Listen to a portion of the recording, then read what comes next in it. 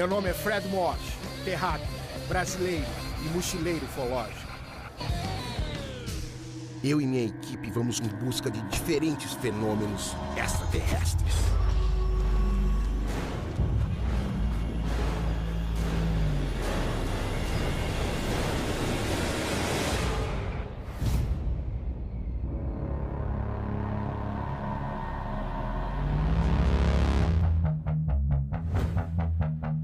Uma área responsável por atrair fenômenos luminosos que marcam presença constante nos radares vizinhos da base aérea da capital do país. Paisagens que lembram o paraíso terrestre, o solo lunar, reserva de cristais, vestígios de comunicação entre antigas civilizações e seres de outros planetas. Além de um incrível caso de abdução envolvendo gerações da mesma família.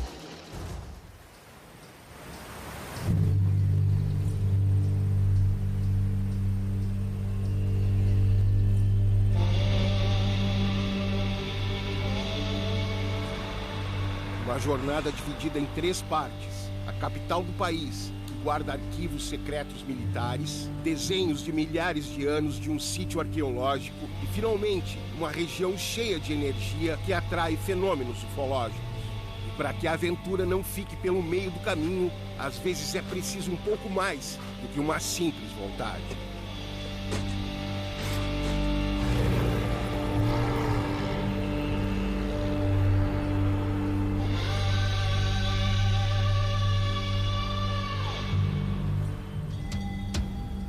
Primeira parada, o ufólogo Fernando Ramalho aceitou meu convite para uma pesquisa de campo no mítico platô da Fazenda Brancas, um lugar que facilmente nos remeteria aos mistérios de um impressionante sítio arqueológico próximo à Chapada dos Veadeiros.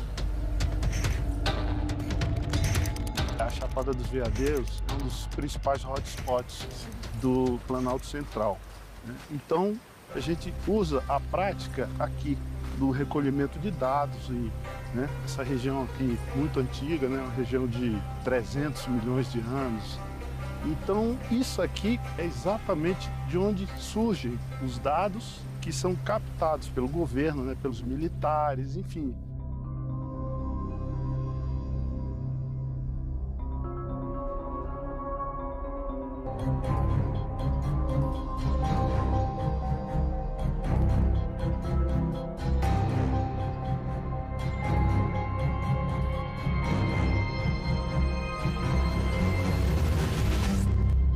Tem amigo?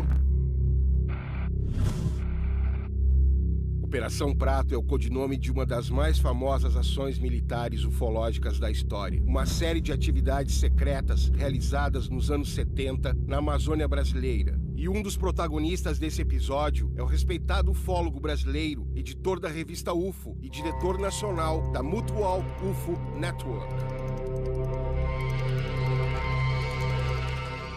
Jevaer, onde é que foram parar esses materiais produzidos pelo pessoal da operação? Bem, o Holanda nos disse naquela entrevista histórica que eles haviam produzido 2.000 páginas de documentos descrevendo os avistamentos que os militares tinham e também os civis, inclusive com mapas, croquis, com detecção de radar, um monte de coisa. Fizeram mais de 500 fotografias, a maioria delas em preto e branco, e produziram 16 horas de filmes em formato Super 8 e Super 16mm. Desses filmes, a gente não tem nada. Nós já pedimos, inclusive eu pedi ao próprio brigadeiro José Carlos Pereira que liberasse pelo menos uma meia hora. Ele prometeu que iria fazer, mas acabou não fazendo. E se ele prometeu é porque há os filmes, em algum lugar esses filmes estão.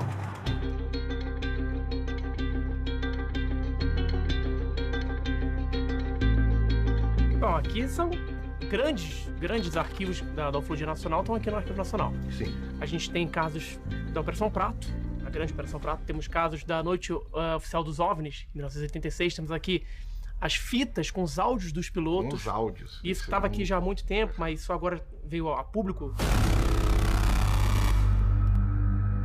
Alô, tá agora aqui exatamente da Pro 270, 9 milhas. Anápolis, isso. Tá aí também? Positivo, tá aqui, ó. Você tá vendo no radar ou visual? Tô vendo no radar aqui. Entre a 9ª e a 10ª milha, na Pura 270.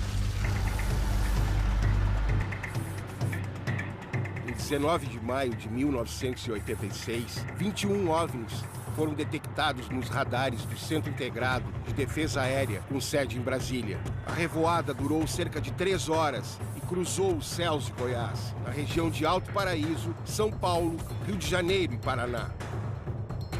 Então aqui a gente tem vários arquivos interessantes que não são muito conhecidos. Tem arquivos de avistamentos de pilotos vendo objetos voadores identificados. Tem casos de quase colisão entre OVNIs e aviões.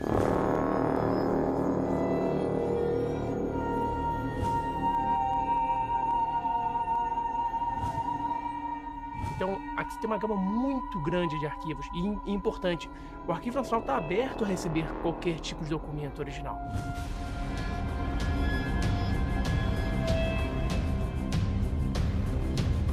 E ainda tem mais. Eu acredito que tem. Embora o governo diga que isso representa tudo, eu duvido. Porque isso aí cobriria 6 décadas. Agora, como é que nós chegamos à campanha pela liberdade de informação? Com o passar do tempo, a briga muito intensa por recepção de informações fidedignas passou a ser uma coisa comum ao estudo ufológico. Porque a partir do momento que nós publicamos a entrevista com o Irangê Holanda na revista UFO, outros militares graduados me procuraram.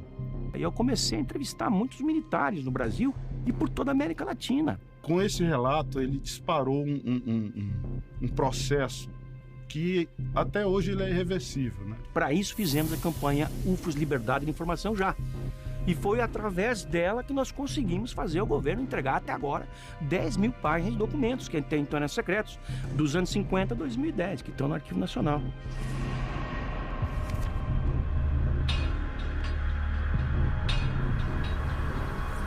Você vê isso aqui, é povoamento bem antigo já. As pesquisas que a gente faz com a população, eles mesmos trazem casos de abdução. Enfim, é uma biblioteca completa a céu aberto isso aqui. A conversa com Fernando Ramalho confirmou que os fenômenos da região e que hoje estão no Arquivo Nacional têm origem desde a década de 50. Também serviu para aguçar meu interesse nas marcas misteriosas deixadas por uma civilização antiga, sem falar numa história que envolve o contato imediato com seres de outro planeta.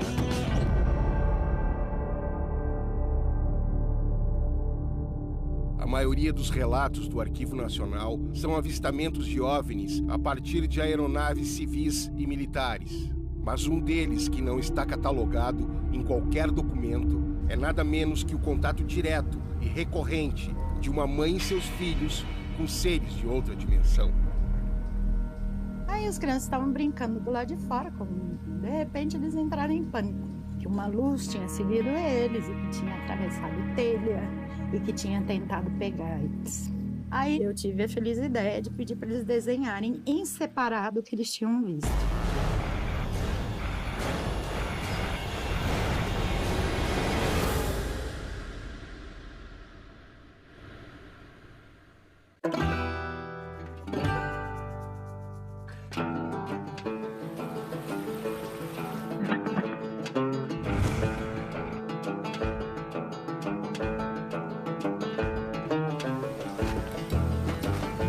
Um dos anfitriões da Chapada dos Veadeiros é, antes de tudo, um profundo conhecedor dos cristais, da energia da região e da sua conexão com seres de outras estrelas. Eu sou ufólogo desde 1975 e eu já vi vários relatos, avistei muitas coisas. E, coincidentemente, o lugar com o maior número de avistamentos que se tem notícia aqui no Centro-Oeste é justamente Alto Paraíso.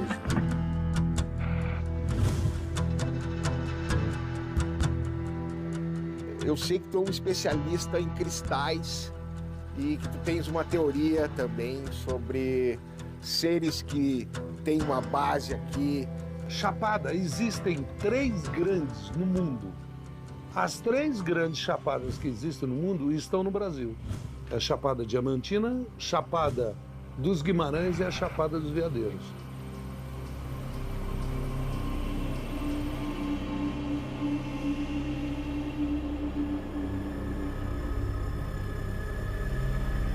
Aqui nós temos ouro, a pirita, que é o chamado ouro de tolo, nós temos diamante, nós temos uma variedade de quartos achados, às vezes, no rio, lapidados pela força da água, pelo movimento. É fácil de entender o interesse dos extraterrestres na Cachoeira dos Cristais. A energia mencionada por Severo está em toda parte. Desde a formação rochosa de bilhões de anos, às águas transparentes desse paraíso terrestre, onde está uma das maiores placas de quartzo do mundo. Aqui foi uma área enorme de cristal. E a minha teoria é a seguinte, que eles vêm aqui para garimpar. Eu não tenho como afirmar, mas que a minha teoria é que eles vêm para garimpar, eles vêm.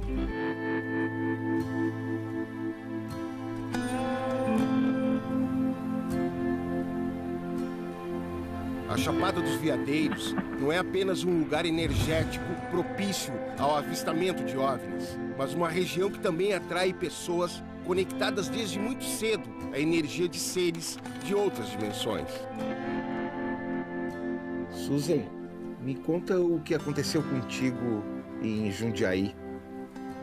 Então, as crianças estavam brincando do lado de fora, como de costume.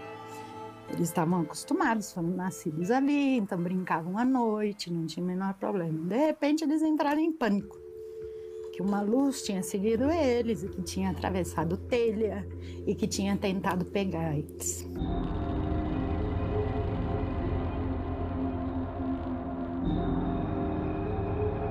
Aí, naquele desespero, eu tive a feliz ideia de pedir para eles desenharem em separado o que eles tinham visto. Porque criança tem uma imaginação fértil, né? Mas devido ao pânico eu resolvi fazer isso.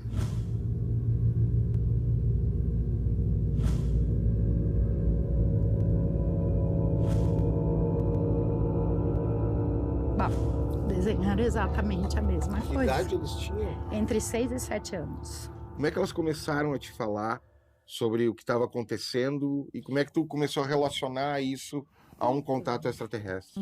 Porque eu acho o seguinte, a partir do momento que a criança não tem como adquirir aquele tipo de informação, no caso deles, através de televisão, que eles moravam no meio do mato, eu restringia a programação de televisão deles.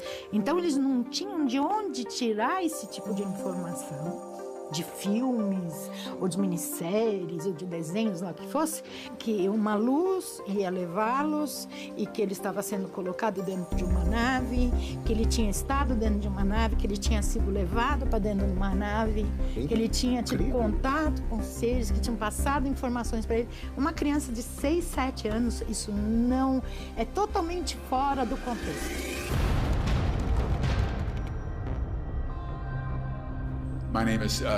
Meu nome é David Jacobs, sou professor aposentado de História da Temple University, na Filadélfia. E estou envolvido com o fenômeno OVNI desde 1965.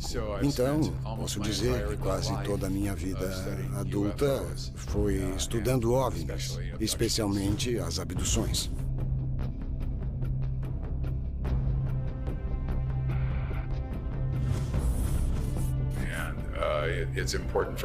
É importante que as pessoas entendam que o fenômeno de abdução não é algo raro ou incomum.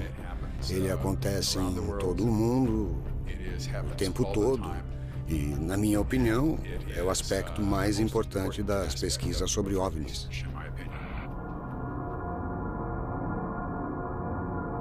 Foi uma avalanche de acontecimentos, né? E aí a coisa teve uma sequência, né? Aí eu comecei a ver seres dentro da minha casa, o meu filho começou a ver seres na janela, observando ele, né? E assim, naquela inocência, ele falou: mãe, não se preocupe, ele é criança também. Uma das primeiras coisas que aprendemos foi que as abduções acontecem ao longo da vida de uma pessoa, desde a infância até a velhice. repetidas e repetidas vezes. Não é um evento raro e passa de geração para geração. Então, quer dizer, a partir do momento que você sabe que uma criatura que você não sabe de onde vem, está observando o seu filho, está entrando dentro da sua casa, está participando do seu dia a dia, é um negócio assim meio estranho. Como eram esses seres que eles viam? Um dos meus filhos, ele viu, descreveu, né, como sendo a criança também, né? Que os olhos... Como é que ele era? Aliens, existem aliens greys e outros tipos de alienígenas a bordo de um OVNI. Os seres parecidos com insetos, ao que tudo indica, os responsáveis por controlar as pessoas dizem que são parecidos com um louva-a-Deus. Ele dizia que parecia um camaleão. O formato dos olhos, que olhavam de um lado para o outro, uma coisa bem diferente. Tem aqueles que lembram um pouco os seres reptilianos e tem os que se parecem com humanos. Deixa eu te perguntar, no processo de abdução, o que aconteceu contigo nesses dias, nesse dia ou depois? Eu acho que a partir do momento que a pessoa sofre algum tipo de abdução ou tem esse tipo de experiência, a tendência é que ela se feche dentro dela mesma e tente resolver essa equação. A experiência de Susan foi tão traumática que não permite a ela dar maiores detalhes sobre o processo de abdução. Aí tu veio morar em Alto Paraíso, né, na Chapada dos Veadeiros. E continuou acontecendo esses fenômenos na tua casa? Olha, eu acho que de uma forma menos intensa, né? Porque a energia aqui é completamente diferente. É como se aqui fosse o canto seguro, vamos dizer, né? São seres de uma espiritualidade elevadíssima, é uma coisa suave.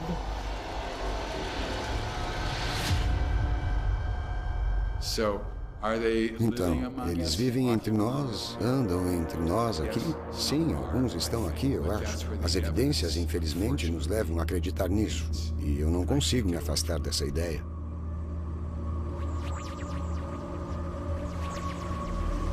O que eu posso dizer é que eles viram algum movimento.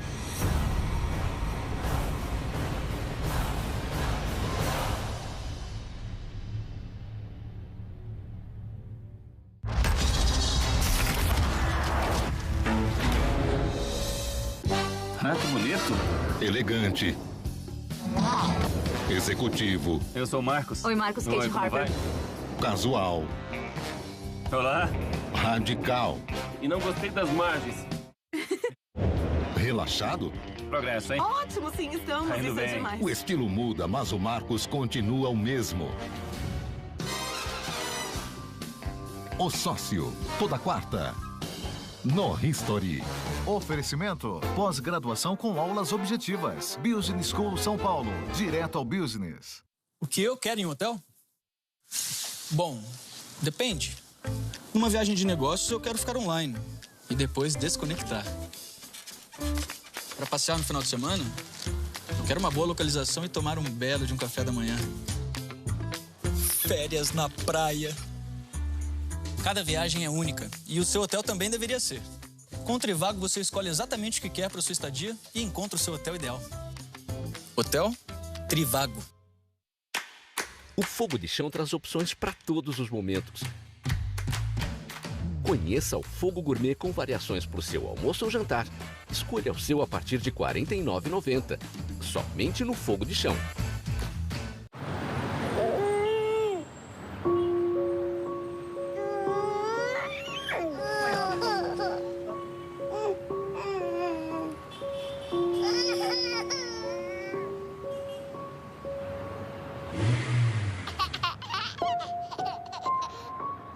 Audi A3 Sedan, com condições imperdíveis para você aproveitar.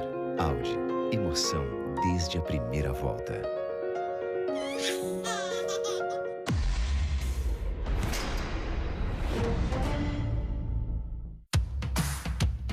Eles já viram de tudo nessa loja. E com essas raridades, vão transformar seu domingo no melhor dia da semana. Trato feito. Maratona. Domingo, a partir das 7. No History. Cidade do México. 19 de setembro de 2017. Terremoto. Magnitude 7.1. Imagens únicas captadas pelos protagonistas. Uma produção original do History, que traz a visão de heróis anônimos que deixaram suas câmeras ligadas para fazer história. O México segue de pé, ainda está se recuperando e continuamos com a vida. Terremoto em tempo real. Especial. Domingo, 24 de fevereiro, às 9h30 da noite, no History.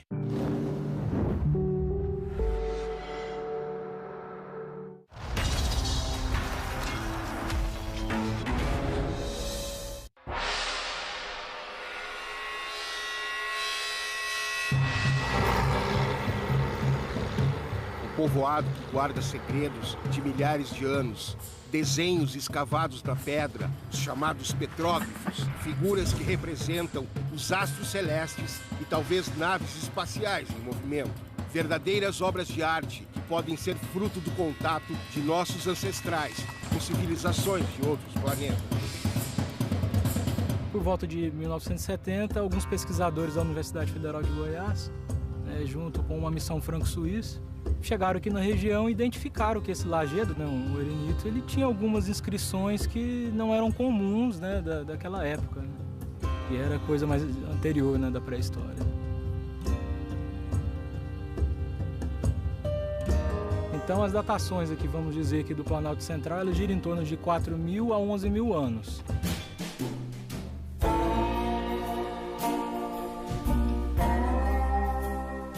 Todo o sítio, em geral, ele tem diversas representações astronômicas, seja de análise solar, como seja lunar, e principalmente, aquela mais conhecida, que é o céu, vamos dizer assim, do Homem Velho, a constelação do Homem Velho, que é representada ali, vamos dizer, no cinturão de Órion. A constelação do Homem Velho é formada pelas constelações ocidentais do Touro e de Órion, nos céus de ontem e de hoje. Na metade de dezembro, quando o Homem Velho surge ao anoitecer, se inicia o verão para os índios do sul e também o começo das chuvas para a população do norte. Inclusive, o grau de inclinação... Aqui. Esse daqui. O grau de inclinação ele é perfeito. E isso daqui não foi esculpido de um dia para o outro. Mais para baixo aqui eu vi um, aqui ó, cara. Para mim isso aqui é a representação de uma nave em movimento. Essa daqui está um pouco torta, justamente para representar o movimento.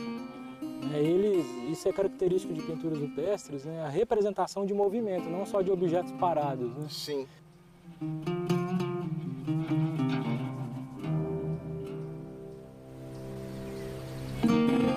Estou impressionado com o que eu vi aqui no sítio arqueológico de Bisnal. São várias inscrições, desenhos, praticamente esculturas feitas na pedra, representações de coisas que vêm do céu, que estavam no céu. Será que esse povo já não estava sendo visitado por seres extraterrestres? Muitas pessoas perguntam 4 coisas. Perguntam de onde eles vieram, como eles chegaram aqui, se eles são de outra dimensão, ou se eles estão vivendo aqui, coisas assim. A resposta para as 3 primeiras perguntas é que isso não importa.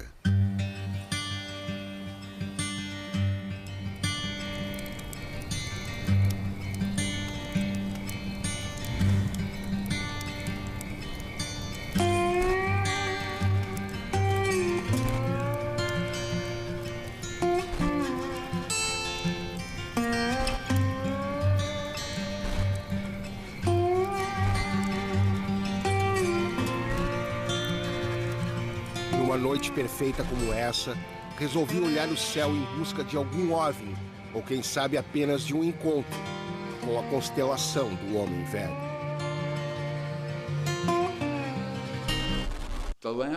O último ponto dessa questão, eles estão aqui ou não? Qual é o nome do planeta deles? Poderia nos interessar, quem sabe? Não deveria nos interessar. A questão é, por que eles estão aqui?